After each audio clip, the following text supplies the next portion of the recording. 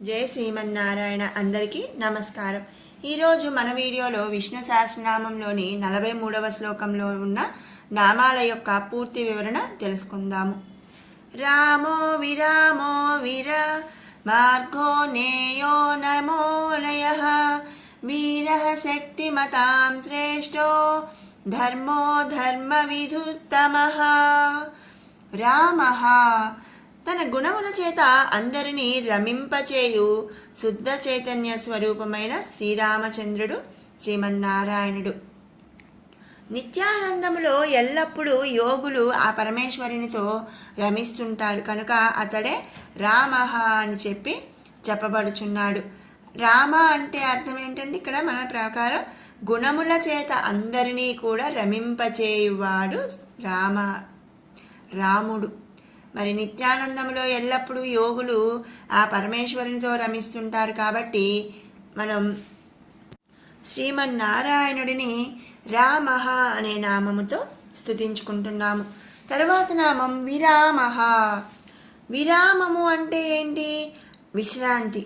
మరి బ్రహ్మాది దేవతల చేత మరణరహిత వరములను పొందిన అమరవీర భయంకరమైన రాక్షసులను సైతం విరమించినట్లు చేయువాడు. అంటే వాళ్ళకి విశ్రాంతిని ఇచ్చేస్తున్నాడు అనమాట. మరి విశ్రాంతిని ఇవ్వడం అంటే ఇక్కడ ఏంటి అంటే రాక్షసులను చంపేస్తున్నాడు. దేని యందు ఆసక్తి లేని వాడగటం చేత రాజ్యము సైతము విరమించుకున్న శ్రీరామచంద్రుడు. అలాగే మరి సకల జీవులు పరమాత్మనందు విశ్రాంతి పొందుట చేత అతడే విరామ అని చెప్పబడుతున్నాడు. ఇక్కడ విరామ అంటే మరి వదిలేయటం అని కూడా అర్థం అన్నమాట. విరమించుకోవటం అంటే వదిలేసుకోవటం. మరి శ్రీరాముడు మరి త్రేతాయుగంలో చూస్తే శ్రీరాముడు మరి రాజ్యము సైతము కూడా వదిలేసుకున్నాడు. ఆ విధంగా కూడా విరామః అని మనం చెప్పవచ్చు. అదేవిధంగా మరి సకల జీవులు కూడా పరమాత్మనందు విశ్రాంతి పొందటం చేత అతడే విరామ అని చెప్పబడుతున్నాడు. ఇలా మరి అనేక రకములుగా మరి చెప్తూ స్వామిని ఇక్కడ మరి విరామః అనే నామముతో స్తుతించుకుంటున్నాము. తర్వాత నామం విరతః. పరమాత్ముడు నిత్యుడు, స్థిరమైన వాడు, పూర్ణకాముడు, బ్రహ్మానంద స్వరూపుడు, విషయాసక్తి లేనివాడు. మరి ఇవన్నీ కూడా మనం ముందు నుంచి కూడా చెప్పుకుంటూ ఉన్నాము. మరి ఏ విధమైనటువంటి కోరికలు కొరతలు లేనివాడు శ్రీమన్నారాయణుడు. అందుకనే మనం స్వామిని తుష్టః పుష్టః అనే నామాలతో కూడా మనం ముందల చెప్పుకున్నాము. మరి కనుక అతడే విరతః అని ఇక్కడ చెప్పబడుతున్నాడు. అంటే ఏంటి అంటే విరతః అనే నామానికి కూడా అర్థం మరి ఏ కోరికలు కొరతలు లేనటువంటి వాడు, మరి విషయాసక్తి లేనటువంటి వాడు అని అర్థం అన్నమాట. అందుకనే మనం ఈ నామంలో విరతః అని స్తుతించుకుంటున్నాము. తర్వాత నామం మార్గః. సకల జీవులకు కూడా గమ్యము ఏదైతే ఉందో మరి గమ్యం ఏంటండి? మోక్షం. మరి ఆ మోక్షం ఏదైతే, ఆ గమ్యం ఏదైతే ఉందో అటువంటి పరమపదమ మరి బ్రహ్మానంద స్వరూపుడైన పరమేశ్వరుడు కనుక సకల జీవులకు అతడే మార్గం. మార్గం అంటే వే అని చెప్పచ్చు అనమాట. మరి మన గమ్యం మోక్షం. మోక్షానికి మార్గం శ్రీమన్నారాయణుడు. మరి శ్రీమన్నారాయణుడి పాదాలను మనం నువ్వే దిక్కు అని ఆశ్రయిస్తే మనకు మోక్షాన్ని ప్రసాదించే మార్గం శ్రీమన్నారాయణుడు. కనుక స్వామిని మనం ఇక్కడ మార్గః అనే నామముతో స్తుతించుకుంటున్నాము. తర్వాత నామం నేయః. బ్రహ్మాది దేవతలను ఇంద్రుడు, కుబేరుడు, అగ్ని, వరుణుడు ఇత్యాదులందరి చేత కూడా సేవించబడేతున్నవాడు ఎవరండి? పరమేశ్వరుడు. సకల లోకరక్షకుడు అయినటువంటి పరమేశ్వరుడు భక్తవత్సలుడు. భక్తులకు వశమై ఉండటం వాడు. సజ్జనులు ధర్మపరాయణులు అయిన తన భక్తులు లోక కళ్యాణమునకు తలపెట్టు కార్యములందు వారి ఆజ్ఞలకు బద్ధుడే వారు నియమించినట్లు ఉండి నడుచుకునేవాడు శ్రీమన్నారాయణుడు. కనుక స్వామిని మనం ఇక్కడ నేయః అనే నామముతో స్తుతించుకుంటున్నాము. తర్వాత నామం నయః. పరమేశ్వరుడు తన విశిష్టత్వము చేత సకల జనులను తన వైపు ఆకర్షించుకునేవాడు. మరి నయః అంటే ఆకర్షించుకోవటం. సజ్జనులు, సాధువులు, తపోనిష్టాగరిష్ఠులైన మునీశ్వరులు అతని ఆజ్ఞలను తిరస్కరించలేరు. లోకకంటకులైన మరి సజ్జనులను బాధించు రాక్షస గణములు సైతము తన పరాక్రమముల చేత ఆకర్షించువాడు శ్రీమన్నారాయణుడు. అంటే ఏంటి, మరి ధర్మాన్ని పాటించేవాళ్ళు, మరి లోకకంటకులు ఎవరినైనా సరే తన గణములు సైతము తన పరాక్రమముల చేత ఆకర్షించబడేవాడు శ్రీమన్నారాయణుడు. కనుక స్వామిని మనం ఇక్కడ నయః అనే నామముతో స్తుతించుకుంటున్నాము. తర్వాత నామం అనయః. లోకకంటకులైన రాక్షసాది గణముల మరి వాళ్ళందు ఏ విధమైనటువంటి మృదుత్వము శుభదృష్టి లేనటువంటి వాడు శ్రీమన్నారాయణుడు.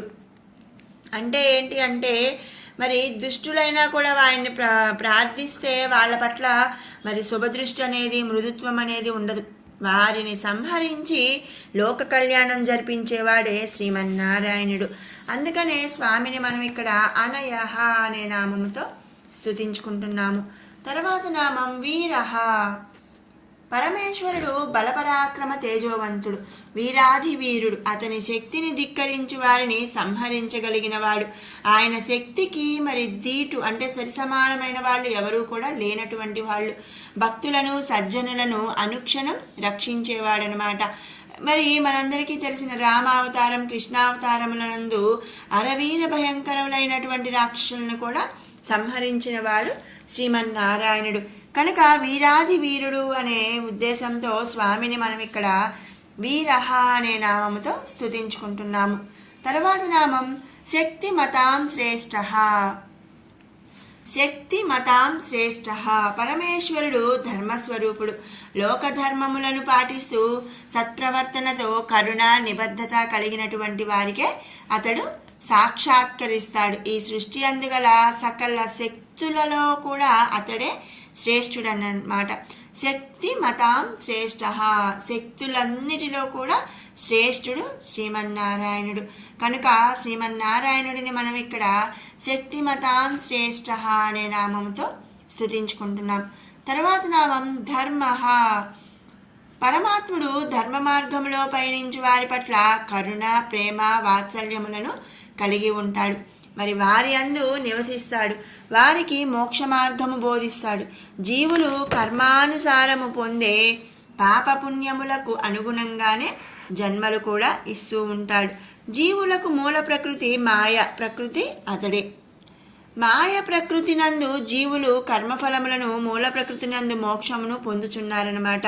మరి ఈ విధంగా మరి ఎవరెవరి కర్మఫలములను అనుక్రమించి వాళ్లకు మరి జీవితాన్ని కానీ మోక్షాన్ని కానీ ప్రసాదిస్తున్నాడు. మాయ ప్రకృతి నందు జీవులు మోహింపబడకుండా పరమాత్ముడు లోకధర్మములను ఏర్పరిచాడు.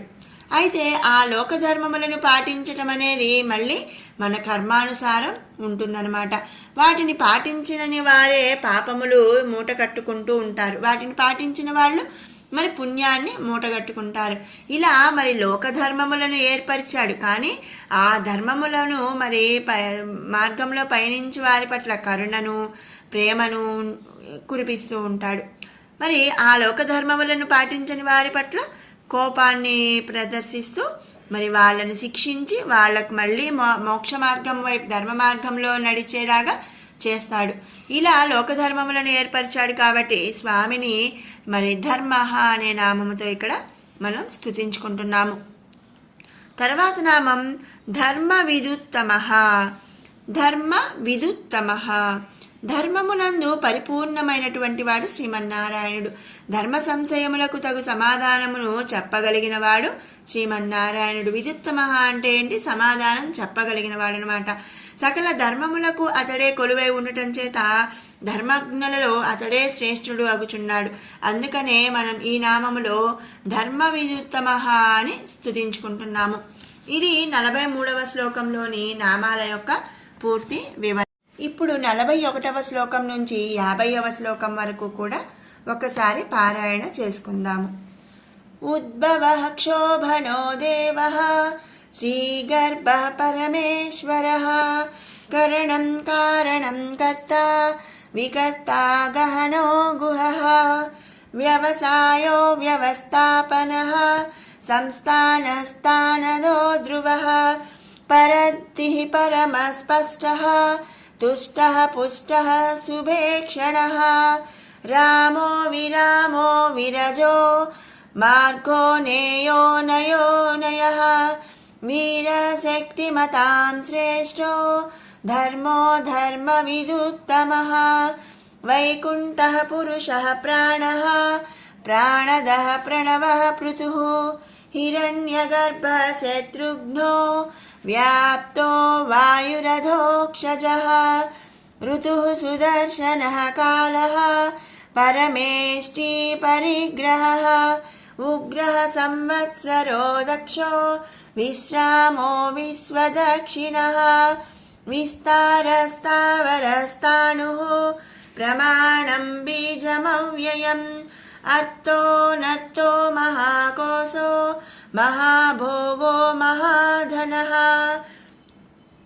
अनिर्विण्णः स्तविष्टो भूत् धर्मयूपो महामुमकः नक्षत्रनेमिर्नक्षत्री क्षमः क्षामः समीहनः यज्ञयुज्यो महेज्यश्च क्रतुः सत्रं सतां गतिः सर्वदर्शी निवृत्तात्मा सर्वज्ञो ज्ञानमुत्तमम् सुव्रतः सुमुखः सूक्ष्मः सुघोषः सुखदः सुहृत् मनोहरो जितिक्रोधो वीरबाहुर्विदारणः स्वापनः स्ववसो व्यापी नैकात्मा नैककर्मकृत् वत्सरो वत्सलो वत्सी रत्नगर्भो धनेश्वरः। ॐ श्रीमन्नारायणाय नमः।